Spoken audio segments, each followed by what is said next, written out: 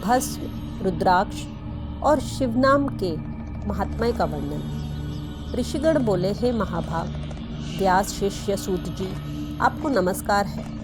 अब आप परम उत्तम भस्म महात्म्य का विस्तार पूर्वक वर्णन कीजिए। भस्म महात्म्य, रुद्राक्ष महात्म्य तथा उत्तम नाम महात्म्य, इन तीनों का परम प्रसन्नता पूर्वक प्रतिपादन कीजिए और हमारे हृदय को आनंदित कीजिए। सूत जी बोले, हे महर्षियों, आप लोगों ने बहुत उत्तम बात पूछी है।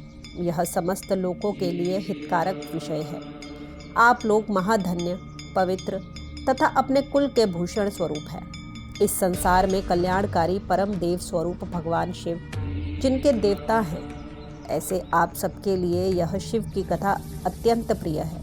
वे ही धन्य हैं और कृतार्थ हैं। उन्हीं का शरीर धारण करना भी सफल है और उन्होंने ही अपने कुल का उद्धार कर लिया है, जो शिव की उपासना करते हैं। जिनके मुख में भगवान शिव का नाम है, जो अपने मुख से सदा शिव शिव इस नाम का उच्चारण करते रहते हैं, पाप उनका उसी तरह स्पर्श नहीं करता जैसे खदिर वृक्ष के अंगार को छूने का साहस कोई भी प्राणी नहीं कर सकता।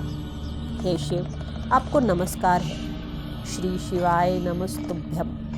जिस मुख से ऐसा उच्चारण होता है, वह मुख समस्त पापों का विनाश करने वाला पावन तीर्थ बन जाता है। जो मनुष्य प्रसन्नता पूर्वक उस मुख का दर्शन करता है, उसे निश्चय ही तीर्थ सेवन जनित फल प्राप्त होता है। हे ब्राह्मणों, शिव का नाम, विभूति, भस्म तथा रुद्राक्ष, ये तीनों त्रिवेणी के समान परम पुण्य वाले माने गए हैं। जहाँ ये तीनों शुभतर वस्तुएं सर्वदा रहती हैं, उसके दर्शन मात्र से मनुष्य त्रिवेणी स्नान का फल पा लेता है। जिसके शरीर पर भस्म, रुद्राक्ष और मुख में शिवनाम, ये तीनों नित्य विद्यमान रहते हैं, उसका पाप विनाशक दर्शन संसार में दुर्लभ है। उस पुण्यात्मा का दर्शन त्रिवेणी के समान ही है। भस्म, रुद्राक्ष तथा शिवनाम का जप करने वाले और त्रिवेणी, इन दोनों में रंच मात्र भी अंतर नहीं है। ऐसा जो नहीं जानता वह निश्चित ही पापी है, इसमें संदेह नहीं है। जिसके मस्तक पर विभूति नहीं है, अंग में रुद्राक्ष नहीं है और मुख में शिवमयी वाणी नहीं है, उसे अधम व्यक्ति के समान त्याग देना चाहिए। भगवान शिव का नाम गंगा है, विभूति यमुना मानी गई है तथा रुद्राक्ष को सरस्वती कहा गया है। इन तीनों की संयुक्त त्रिवेणी समस्त पापों का नाश करने वाली है। बहुत पहले की बात है, हितकारी ब्रह्मा ने, जिसके शरीर में उक्त ये तीनों त्रिपुंड, रुद्राक्ष और शिवनाम संयुक्त रूप से विद्यमान थे, उनके फल को तुला के पल्लड़े में एक ओर रखकर त्रिवेणी में स्नान करने से उत्पन्न फल को दूसरी ओर के पल्लड़े में रखा और तुलना की, तो दोनों बराबर ही उतरी। अतएव विद्वानों को चाहिए कि इन तीनों को सदा अपने शरीर पर धारण करें। उसी दिन ब्रह्मा, विष्णु आदि देव भी दर्शन मात्र से पापों को नष्ट कर देने वाले इन तीनों रुद्राक्ष, विभूति और शिवनाम को धारण करने लगे। ऋषिगण बोले, हे सुव्रत, भस्म, रुद्राक्ष और शिवनाम, इन तीनों को धारण करने से इस प्रकार उत्पन्न होने वाले फल का वर्णन तो आपने कह दिया है, किंतु अब आप विशेष रूप से उनके महात्म्य का वर्णन करें। सूत जी बोले, ज्ञानियों में श्रेष्ठ हे महाप्राज्ञ, हे शिव भक्त ऋषियों और विप्रो, आप सब सद्धति तथा आदर पूर्वक उक्त भस्म, रुद्राक्ष और शिवनाम, इन तीनों का महात्म्य सुनो। शास्त्रों, पुराणों और श्रुतियों में भी इनका महात्म्य अत्यंत गूढ़ कहा गया है। हे विप्रो, आप सबके स्नेहवश इस समय मैं उस रहस्य को खोलकर प्रकाशित करने जा रहा हूँ। हे श्रेष्ठ ब्राह्मणों, इन तीनों की महिमा को सद्विलक्षण भगवान महेश्वर के बिना दूसरा कौन भली भांति जान सकता है।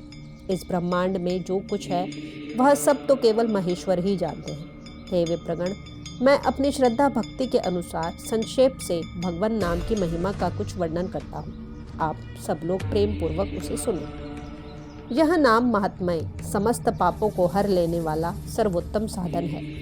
शिव, इस नाम रूपी दावानल से महान पातक रूपी पर्वत अनायास ही भस्म हो जाता है। यह सत्य है, सत्य है, इसमें संशय नहीं है। हे शौनक, पाप मूलक जो नाना प्रकार के दुख है, वे एकमात्र शिव नाम भगवान नाम से ही नष्ट होने वाले हैं। दूसरे साधनों से संपूर्ण यत्न करने पर भी पूर्णतया नष्ट नहीं होते हैं। जो मनुष्य इस भूतल पर सदा भगवान शिव के नामों के जप में ही लगा हुआ है, वह वेदों का ज्ञाता है, वह पुण्यात्मा है, वह धन्यवाद का पात्र है तथा वह विद्वान माना गया है। हे मुने, जिनका शिव नाम जप में विश्वास है, उनके द्वारा आचरित नाना प्रकार के धर्म तत्काल फल देने के लिए उत्सुक हो जाते हैं। हे महर्षि, भगवान शिव के नाम से जितने पाप नष्ट होते हैं, उतने पाप मनुष्य इस भूतल पर कर ही नहीं सकता। हे मुने, ब्रह्म हत्या जैसे पापों की समस्त अपरिमित राशियां शिवनाम लेने से शीघ्र ही नष्ट हो जाती हैं। जो शिवनाम रूपी नौका पर आरूढ़ होकर संसार समुद्र को पार करते हैं, उनके जन्म मरण रूप संसार के भूतल मूलभूत के वे सारे पाप निश्चय ही नष्ट हो जाते हैं। हे महामुने, संसार के मूलभूत पातक रूपी वृक्ष का शिव नाम रूपी कुठार से निश्चय ही नाश हो जाता है। जो पाप रूपी दावानल से पीड़ित है, उन्हें शिव नाम रूपी अमृत का पान करना चाहिए।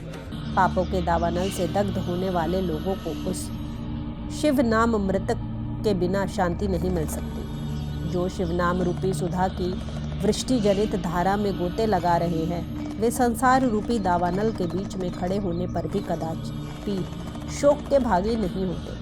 जिन महात्माओं के मन में शिवनाम के प्रति बड़ी भारी भक्ति है, ऐसे लोगों की सहसा और सर्वथा मुक्ति होती है। हे मुनीश्वर, जिसने अनेक जन्मों तक तपस्या की है, उसी की शिवनाम के प्रति भक्ति होती है, जो समस्त पापों का नाश करने वाले हैं। जिसके मन में भगवान शिव के नाम के प्रति कभी खंडित न होने वाली असाधारण भक्ति प्रकट हुई है, उसी के लिए मोक्ष सुलभ है, यह मेरा मत है। जो अनेक पाप करके भी भगवान शिव के नाम जप में आदरपूर्वक लग गया है, वह समस्त पापों से मुक्त हो ही जाता है, इसमें संशय नहीं है।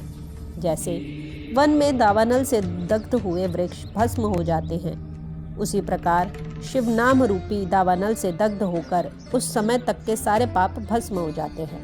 हे शौनक, जिसके अंग नित्य भस्म लगाने से पवित्र हो गए हैं तथा जो शिव नाम जप का आदर करने वाले हैं, वह घोर संसार सागर को भी पार कर ही लेता है।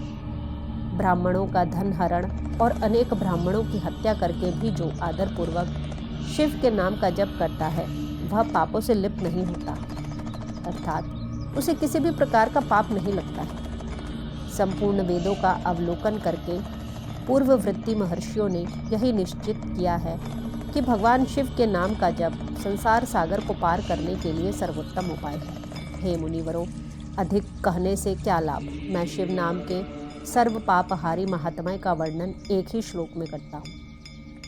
भगवान शंकर के एक नाम में भी पाप हरण की जितनी शक्ति है, उतना पातक मनुष्य कभी कर ही नहीं सकता।